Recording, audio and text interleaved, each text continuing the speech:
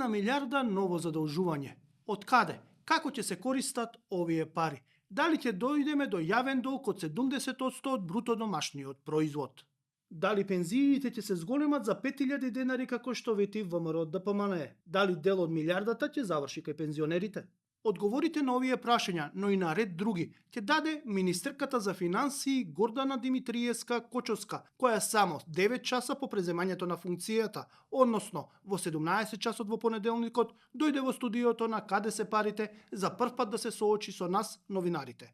Секако, за најлесно да не гледате, отидете на YouTube, во пребарување на кирилица напишете пари и ние ќе ви се појавиме. Гледајте не, но исто така притиснете subscribe, бидејќи тоа многу ни значи. Не мотивира да создаваме нови содржини.